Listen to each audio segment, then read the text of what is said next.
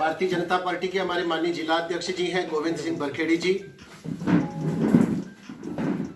Bharatiya Janata party से सागर विधानसभा के जो हमारे विधानसभा के प्रत्याशी रहे हैं मेरे छोटे भाई बंटी ऊंटवाल जी, हमारे जिला के मीडिया प्रभारी महेश शर्मा जी, भारतीय जनता पार्टी के हमारे इंदौर संभाग के वरिष्ठ नेता श्री महेश जोशी जी और आप सब पत्रकार मित्रों। एक तो पहले मैं अपना परिचय दे दूं, मैं उमेश शर्मा हूं, इंदौर मेरा निवास है, भारतीय जनता पार्टी मध्य प्रदेश का प्रदेश प्रवक्ता हूं। आज मध्य प्रदेश भारतीय जनता पार्टी के हमारे सभी वरिष्ठ नेता जो हैं एक एक जिले में ये जो 2020 का कृषि बिल आया है इसको लेकर केंद्र सरकार की मंशा, केंद्र सरकार की भावना और इस बिल से जो किसान बंधु लाभान्वित होने वाले हैं उन सब लाभों के बारे में चर्चा करने के लिए इस प्रकार की जिला स्तरीय पत्रकार वार्ता करने उपस्थित हुए हैं। मैं बहुत स्पष्ट शब्दों में भारतीय जनता पार्टी के पक्ष का प्रतिपादन करता हूं। भारतीय जनता पार्टी की यह दृढ़ मान्यता है कि भारतवर्ष की अर्थव्यवस्था में किसानों का योगदान सर्वोपरि है, स्तुत्य है और पूजनीय है। भारतीय जनता पार्टी किसानों को अन्नदाता मानती है।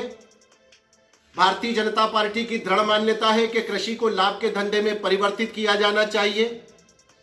भारतीय जनता पार्टी चाहती है कि किसानों का दो प्रकार से संरक्षण किया जाना चाहिए।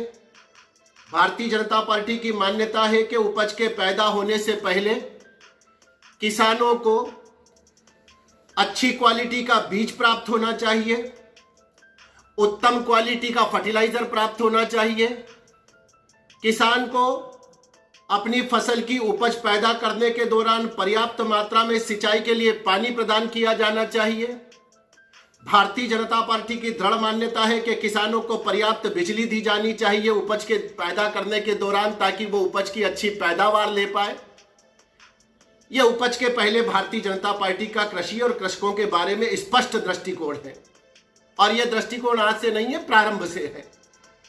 हम ये चाहते हैं कि जो रकबा है उस रकबे में इस प्रकार का उन्नत बीज दिया जाए, इस प्रकार की उन्नत खाद दी जाए, सिंचाई का पर्याप्त पानी दिया जाए, बिजली की पर्याप्त सुविधा दी जाए, ताकि रकबे के अंदर जो पैदावार की जा रही है वो पैदावार बढ़े। ये भारतीय जनता पार्टी की मान्यता है किसान की उपज पैदा करने के दौरान। भारतीय जनता पार्टी का दूसरे स्पष्ट मान्यता है कि जब किसान की उपज पैदा हो जाए तो किसान को अपनी उपज का पर्याप्त मूल्य मिलना चाहिए। केवल लागत मूल्य पर किसान को फसल बेचने पर जो हानि होती है वो भारतीय जनता पार्टी की सरकार के लिए चिंता का विषय है, दुख का विषय है।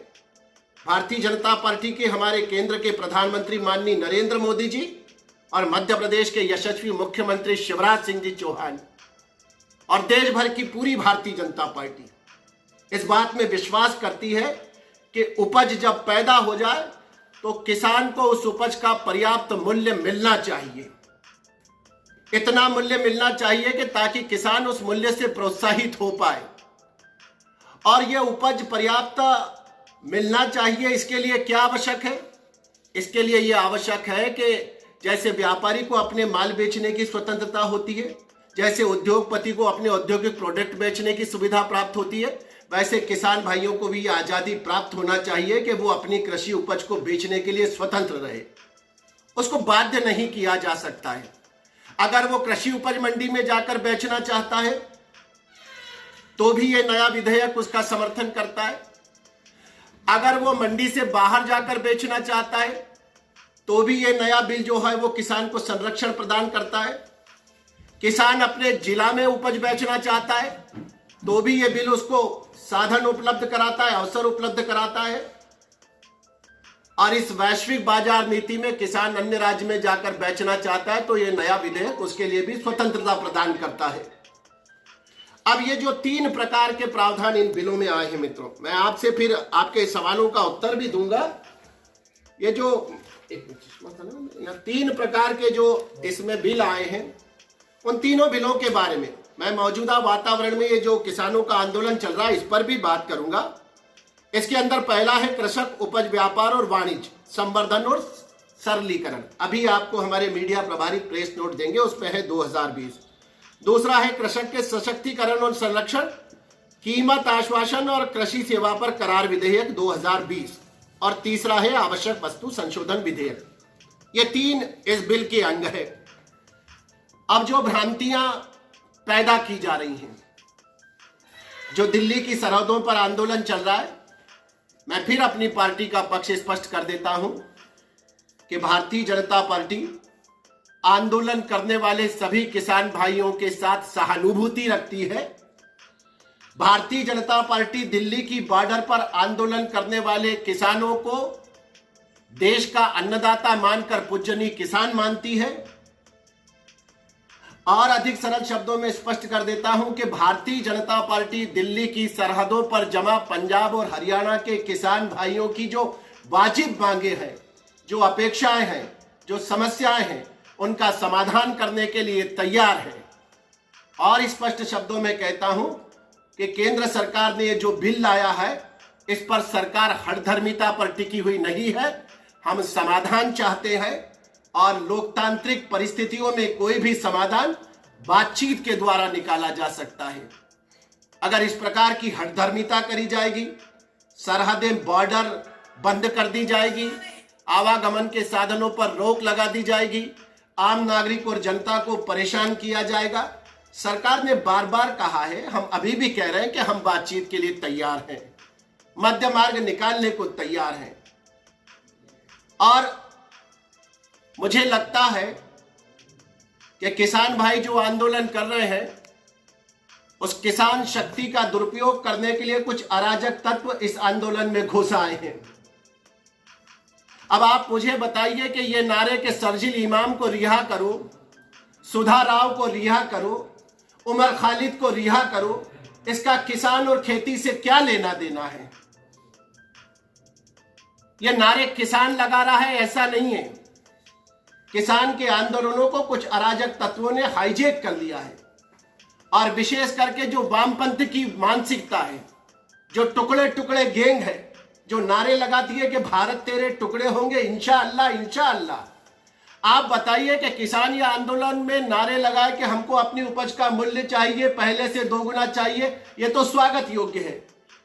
पर यह कौन सा नारा होता है कि भारत बनेगा खालिस्तान? ये कौन सा नारा होता है कि लेके रहेंगे कश्मीर? ये कौन सा नारा होता है कि मर जा मोदी, मर जा मोदी? इस प्रकार के नारे तो किसान नहीं लगा सकता है। तो किसानों के आंदोलन में हमारा मानना है कि कुछ अराजक तत्व घुसकर आ गए हैं, जो इस आंदोलन का माहौल बिगाड़ रहे हैं, जो बातचीत के मार्ग को अवरुद्ध कर रहे हैं, जो चाहते नहीं है कि सरकार और किसान बैठकर एक समाधान कारक मार्ग निकाल पाए। ये तो एक विषय हो गया मित्रों। और दूसरा, जो एनजीओ वहां आए हैं, आप बताइए इससे पहले कोई आंदोलन आपने देखा है? पैरों की मसाज करने की मशीनें लगाई गई हैं, पिज्जा के स्टॉल लगाए गए हैं, ड्राई फ्रूट के हलवे बांटे जा रहे हैं, बड़े बड़े एलईडी के स्क्रीन लगाए गए हैं। किसानों को सुविधाएं दी जानी चाहिए। किसान भाइयों को मैं इस बात का पक्षधर हूं कि किसानों को सुविधाएं दी जानी चाहिए, पर इन लोगों के चेहरे तो बेनकाब करना पड़ेंगे। ये कौन है जो वहां फुट मसाज लगा रहा है? ये कौन है जो एडिडास की टी शर्ट और एडिडास के जूते पहनकर वह जिम्नेशियम में एक्सरसाइज कर रहा है? ये लोग कौन है जो वह पिज्जा बांट रहे हैं? ये कौन लोग हैं शाहीन बाग के ब्रांड वाले के जो वहां पर बिरयानियां बांट रहे हैं? कहीं ना कहीं एक ऐसा धड़ा इस किसान आंदोलन में घुसा है जो इस आंदोलन के स्वरूप को बिगाड़ रहा है, इस आंदोलन के उद्देश्य को बिगाड़ रहा है। मैं बहुत संक्षिप्त में समाप्त करूंगा और आपकी बातों का जवाब दूंगा। मैंने पहले भी कहा है, अब भी कह रहे हैं, केंद्र की सरकार तैयार है, बातचीत के लिए तैयार है। केंद्र की सरकार तैयार है, किसानों के जो आवश्यक संशोधन होंगे उनको स्वीकार करा जाएगा। 2-3 बातों पर प्रमुख रूप से बात उठती है, सोशल मीडिया पर उठती है। सबसे बड़ा मुद्दा उठाया जा रहा है कि मंडियों की व्यवस्था समाप्त हो जाएगी। मैं स्पष्ट कर देना चाहता हूं, भारत सरकार ने स्पष्ट कर दिया है कि मंडियों की व्यवस्था यथावत बनी रहेगी। किसान अगर चाहता है कि जाकर मंडी में बेचना है तो वो मंडी में बेच सकता है। किसान चाहता है कि वो मंडी के बाहर बेचना चाहता है तो वो मंडी के बाहर बेच सकता है। अंतर कितना सा है? कृषक अगर मंडी में जाकर बेचेगा तो जो मंडी का टैक्स होता है वो उसको चुकाना पड़ेगा, जो मंडी टैक्स की एक व्यवस्था है उसके अंतर्गत। और अगर वो मंडी से बाहर बेचता है तो सारे प्रकार के टैक्सेशन से किसान मुक्त होगा। तो एक तो ये मिथक है कि मंडी समाप्त हो रही है, कहीं ना मंडी आज समाप्त की जा रही है, ना आने वाले कल में समाप्त की जाएगी। दूसरा एक बहुत बड़ा मिथक चल रहा है कि एमएसपी समाप्त हो रही है, मिनिमम सपोर्ट प्राइस को समाप्त करा जा रहा है। भारत देश के प्रधानमंत्री नरेंद्र मोदी जी ने ट्वीट करके इस बात की आश्वस्ति दी है कि एमएसपी समाप्त नहीं की जा रही है, एमएसपी आगे भी समाप्त नहीं होगी। मिनिमम सपोर्ट प्राइस आज भी जारी है, मिनिमम सपोर्ट प्राइस कल भी जारी रहेगा। इसके बारे में हमने स्पष्ट रूप से कहा है। और सरकार की जब नरेंद्र सिंह तोमर जी और पीयूष गोयल के साथ हमारे दोनों माननीय केंद्रीय मंत्री के साथ किसान संगठनों की बैठक हुई थी, दोनों मंत्रियों ने इस बात का कहा भी था कि हम इस बात की लिखित में गारंटी देने को तैयार है कि एमएसपी को समाप्त नहीं किया जाएगा। उसके बाद फिर क्या बचता है? तीसरा एक मिथक चलाया जा रहा है कि कॉन्ट्रैक्ट फार्मिंग। अब कॉन्ट्रैक्ट फार्मिंग को आप समझ लीजिए, एक किसान है, जैसे दूध का व्यवसाय होता है इस तरह का कॉन्ट्रैक्ट फार्मिंग आया। कॉन्ट्रैक्ट फार्मिंग का सीधा फार्मूला है कि अगर कोई किसान है, उस किसान ने किसी व्यापारी से समझौता कर लिया कि मेरा ये 5 हेक्टेयर का खेत है, इस 5 हेक्टेयर में मैं गेहूं उगाऊंगा, वो दोनों के बीच में करार हो जाता है। इस करार में सबसे महत्वपूर्ण बात क्या है? अपनी कीमत किसान खुद तय करेगा कि मेरा ये जो गेहूं है, मैं जब इसको पैदा कर दूंगा तो आपको 2000 रुपए या 3000 रुपए या 5000 रुपए, जो किसान चाहेगा, या सोयाबीन है या कपास है या मिर्ची है या धना है या तुअर है या दलहन है, जो भी फसल किसान उगाता है वो करार करेगा व्यापारी के साथ कि मैं अपनी फसल का जो कीमत है वो इस कीमत पे आपके साथ एग्रीमेंट करूंगा। अगर किसान की कीमत पर व्यापारी सहमत है तो एग्रीमेंट होगा, नहीं तो नहीं होगा। अब एक बार जब एग्रीमेंट हो जाएगा फिर किसान को क्या सुविधा मिलेगी? जो मैंने पहले कहा था कि उपज को दोगुना करा जाएगा। जो उसके साथ एग्रीमेंट करेगी, कंपनी करेगी या व्यापारी करेगा, उसके लिए पैन कार्ड की अनिवार्यता करिए, उसका भुगतान सुनिश्चित हो, इस बात की गारंटी बिल देता है। तो किसान जब एग्रीमेंट करेगा तो उसको बीज कौन देगा? जिसके साथ उसने कॉन्ट्रैक्ट करा है। अब जिसने कॉन्ट्रैक्ट करा वो तो चाहेगा कि अच्छी फसल पैदा हो, क्योंकि वो तो व्यापारी है, वो तो उद्यमी है, वो तो कंपनी है। तो वो किसान को अच्छी क्वालिटी का बीज उपलब्ध कराएगा, वो किसान को अच्छी क्वालिटी का फर्टिलाइजर उपलब्ध कराएगा, किसान को पर्याप्त मात्रा में सिंचाई के लिए पानी प्राप्त हो जाए इस बात की चिंता करेगा। किसान को केवल अपना परिश्रम करना है और किसान के परिश्रम के लिए, उस उपज के बेहतर गुणवत्ता के लिए जो संसाधन आवश्यक है वो संसाधन उपलब्ध कराएगा जो कॉन्ट्रैक्ट कर रहा है वो।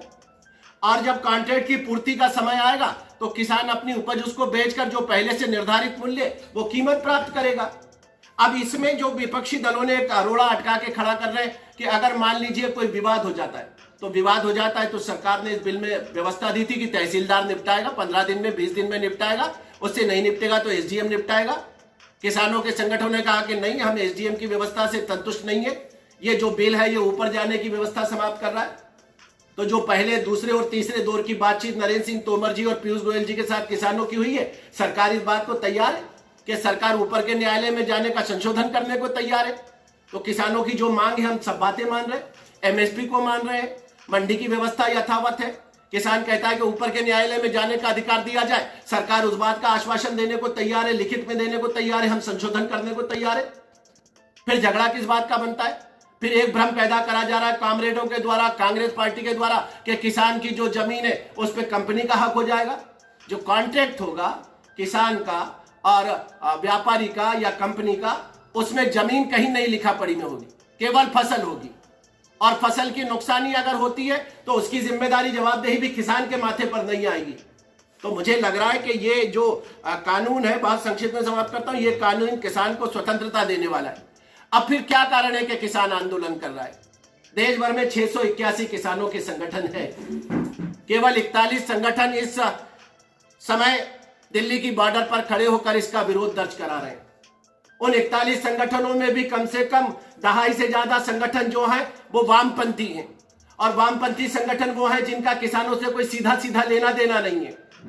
4 संगठन ऐसे हैं जो बड़े बड़े बांध देश में बनते हैं, उन बड़े बड़े बांधों पर डूब का मुद्दा लेके आदिवासी बंधुओं को भड़काने का काम बरसों से खड़े करते रहे। मैदा पाटकर ने अपनी जिंदगी में कौन सी खेती करी है? मैदा पाटकर का दिल्ली के आंदोलन से क्या लेना देना है? जो मध्य प्रदेश का विकास, देश का विकास रोकने के लिए बड़े बड़े बांधों के निर्माण को रोका करते थे, वो लोग वहां जाकर किसानों के हितकारक बनने के नाटक कर रहे हैं। ये टुकड़े टुकड़े गैंग का क्या लेना देना है? आम आदमी पार्टी का इस आंदोलन से क्या लेना देना है? इस आंदोलन में राय बराबर भी किसान का हित कहीं नहीं हो रहा है। और उसके बावजूद, मैं आखिरी बात कह रहा हूं कि उसके बावजूद भारतीय जनता पार्टी की स्पष्ट मान्यता है, जो मैंने पहले कहा था कि किसान जो है उसको भारतीय जनता पार्टी भगवान मानती है। उस भगवान के लिए संवाद के रास्ते सदैव खुले हैं, समाधान के लिए हम तैयार हैं। हठधर्मिता आपको भी छोड़ना पड़ेगी, सरकार की तरफ से कोई हठधर्मिता नहीं है, हम मध्य मार्ग पर तैयार हैं। आप बैठकर बातचीत करिए, इसका समाधान निकालिए। अनावश्यक रूप से इस प्रकार के राजनीतिक मूवमेंट से परिणाम हासिल होने वाला नहीं है। और हम ये भी नहीं कहते कि पंजाब का किसान या हरियाणा का किसान, हमारे लिए तो किसान केवल किसान है, चाहे पंजाब का हो चाहे आगर का हो। पूरे देश का किसान भारतीय जनता पार्टी के लिए सम्मानीय है और हम हर स्तर पर बातचीत करने के लिए तैयार है। सरकार हर स्तर पर बातचीत करने के लिए तैयार है। पर ये किसानों के आंदोलन को जो कांग्रेस पार्टी, जो वामपंथी पार्टी, जो यहाँ पर बैठे राष्ट्रीय जनता दल के लोग, लालू यादव की पार्टी, ये जो तथाकथित एनजीओ हैं जो दुनिया भर के ऐसे देशों के पैसे से चलते, जो नरेंद्र मोदी की सरकार को अस्थिर करना चाहते हैं, इस किसान आंदोलन की आड़ में मैं कहता हूं कि किसान तो भरपूर मात्रा में है, पर बहुत मुट्ठी भर लोग ऐसे भी घुसकर आए हैं कि जो इस पूरे आंदोलन को बिगाड़ना चाहते हैं और जिनका उद्देश्य केवल नरेंद्र मोदी की सरकार को अस्थिर करना है। ऐसे लोगों के मंसूबों को पूरा करने नहीं दिया जाएगा। ऐसे अराजक तत्वों से सख्ती से निपटा जाएगा और बहुत विनयशीलता के साथ किसानों के साथ बातचीत का सिलसिला जारी रहेगा और हम समाधान करेंगे। आप मित्रों के कोई प्रश्न हो तो मैं उसका जवाब देने का प्रयास करूंगा।